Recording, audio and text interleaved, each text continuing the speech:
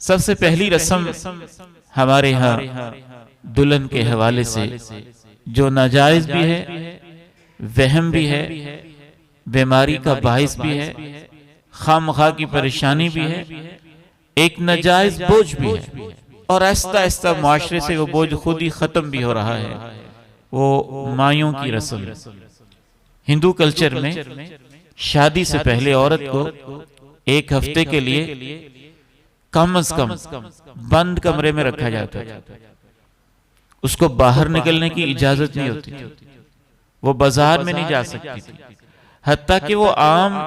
हालात में जैसे गुफ्तगू करती है वो बात नहीं कर सकती थी, और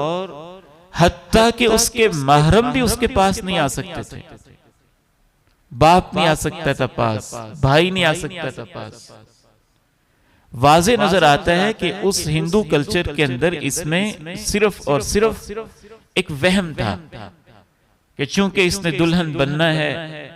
और ये किसी के पास जाएगी, कोई इसके पास आएगा तो पता नहीं क्या हो जाएगा। यहां से वो मायों की रस्म का एक बोझ और एक नाजायज जंजीर पांव के साथ बंधना शुरू हुई,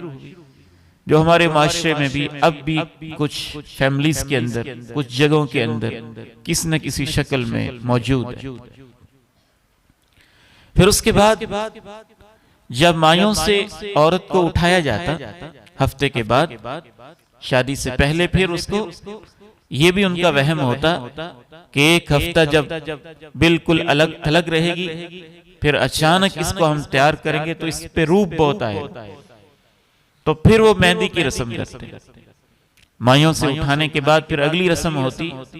मेहंदी की रस्म। मेहंदी लगाना जायज है, औरतों के लिए तो पसंदीदा है, लेकिन मैं बार बार अर्ज करता हूं, एक चीज होती है कि जायज है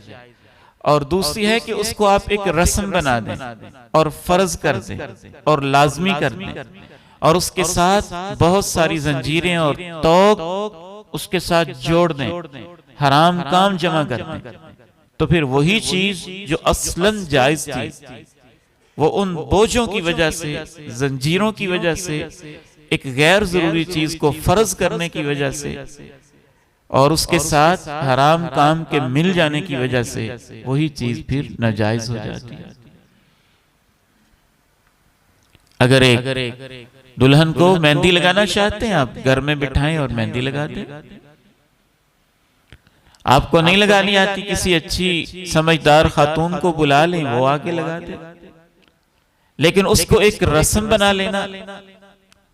और उस रस्म के ऊपर बाकायदा एक शादी की तरह फंक्शन करना, उसके भी इनविटेशन कार्ड छापना, उसके लिए भी दोनों खानदानों के लोगों को जमा करना, फिर उसके लिए मर्द और औरत को एक जगह पे इकट्ठा कर देना, फिर शमों को रोशन करना,